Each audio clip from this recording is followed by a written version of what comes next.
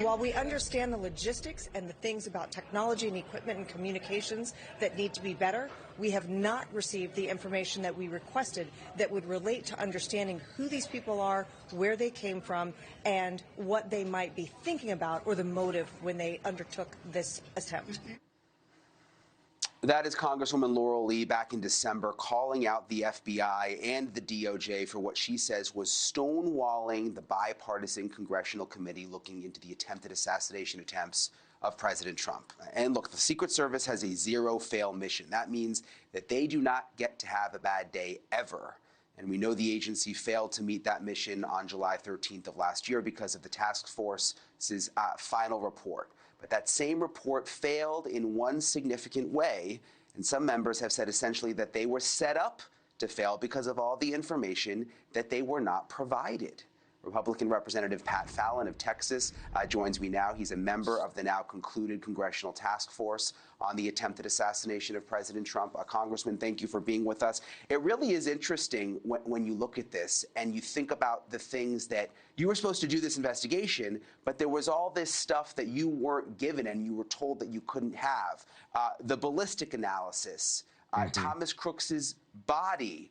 Why do you think that is? Why were you stonewalled? Yeah, that really perplexed me because this was a bipartisan commission. We weren't trying to score political points. We were trying to prevent this from ever happening again. And I suspect, you don't know for sure, but I think this FBI and this Department of Justice under President Trump would have been far more likely to have openly cooperated with the task force. Joe Biden's didn't. That's just a fact. They didn't. I don't know why they didn't. The fact that we couldn't even, the FBI wouldn't even tell us what whether the rifle was a red dot scope or if it was a magnified scope for weeks and then months. Who signed off in the Secret Service on the actual plan? We didn't find that out for months as well. And when you talk about zero-fail mission, you're absolutely right. And in order to succeed in a zero-fail mission, you have to have redundancies.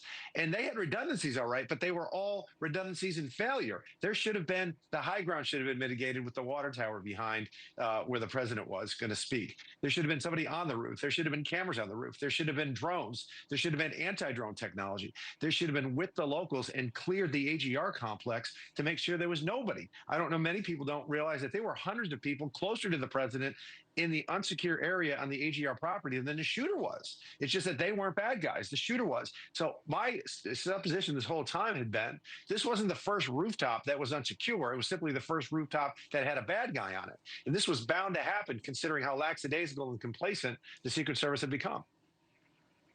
Yeah, so you mentioned it was the Biden DOJ at the time when you all were trying to get all of this evidence.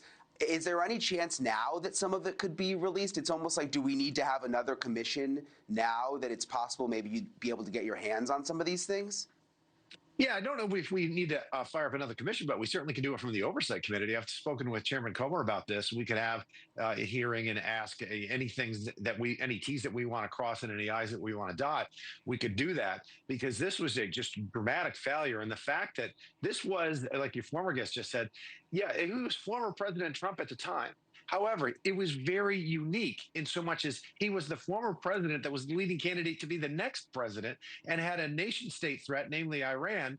They were trying and looking to assassinate him because of things and actions he took while he was president. He should have had the security commiserate to what a sitting president has. That goes into the failed leadership with Cheadle and Rowe, and that goes into the lack of flexibility and the fact that the Secret Service under them wasn't embracing technology, and that's what you saw on July 13th. That was the result. Thank you for watching. Subscribe below and download our NewsNation app right now on your phone, and you will get fact-based, unbiased news for all Americans.